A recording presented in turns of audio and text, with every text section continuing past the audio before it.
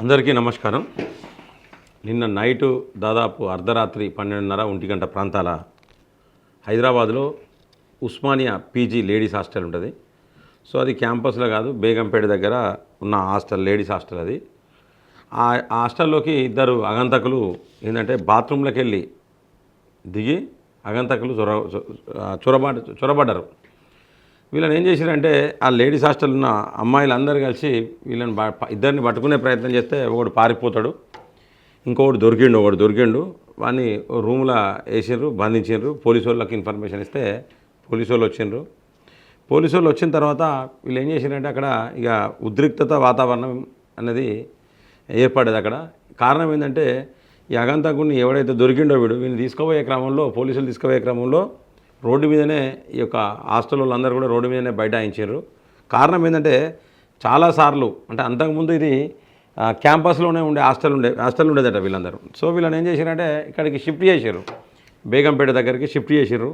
అక్కడ building construction ఇంకా అయితేనే ఉన్నది, సీసీ కెమెరాలు లేవు, చిన్న గోడలు ఉన్నాయి. సో సీసీ కెమెరాలు పెట్టండి అని చెప్పేసి హాస్టల్ వార్డెన్ను అడిగితే హాస్టల్ వార్డెను చెప్పిన సమాధానం ఏంటంటే ఇప్పుడు మీకు ఏమైందని సీసీ కెమెరాలు పెట్టాలని చెప్పేసి నిర్లక్ష్యపు సమాధానం చెప్పడం, అలాగే చాలా కోపంగా సమాధానం చెప్పడం జరిగిందని చెప్పేసి ఈ యొక్క విద్యార్థినులు, ఈ యొక్క లేడీస్ హాస్టల్లో ఉండే ఈ విద్యార్థినులు చెప్తూ ఉన్నారు.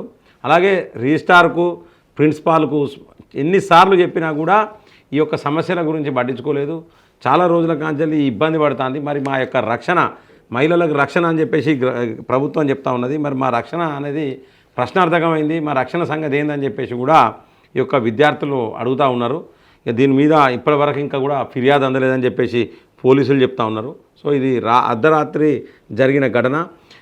మొత్తానికైతే అర్ధరాత్రి ఓయూలో మన ఓయూ హాస్టల్ దగ్గరనైతే ఒక ఉద్రిక్తత వాతావరణం ఏర్పడ్డదని చెప్పేసి కూడా మనం చెప్పుకోవచ్చు. ఖచ్చితంగా ప్రభుత్వం కూడా దీనిపైన స్పందించాలి. ఎందుకంటే మహిళలకు రక్షణ అనేది చాలా ఇంపార్టెంట్. మన దేశంలోనే మహిళలకు పెద్దపీట వేసింది మన దేశంలోనే. కాబట్టి మన తెలంగాణలో ఖచ్చితంగా ఈ యొక్క ఓయూ హాస్టల్కి సంబంధించి ఆ మహిళలకు మరి వాళ్ళకి ఏమి ఇబ్బంది అవుతుంది ఆ విద్యార్థినులకు, సో ఇవన్నీ కూడా ఖచ్చితంగా తెలుసుకోవాలి. ఎవరైతే ఇంకొకటి పారిపోయిండో వాడిని కూడా దొరకబట్టాలి, ఇద్దరిని దొరకబట్టి ఖచ్చితంగా చాలా పెద్ద సెక్షన్లు, క్రిమినల్ కేసులు నమోదు చేయాలి. భవిష్యత్తులో ఇటువంటి జరగకుండా కంపల్సరీ పోలీసు కానీ ఇటు ప్రభుత్వం కానీ చర్యలు తీసుకోవాలని చెప్పేసి కూడా నేను కోరుకుంటున్నాను.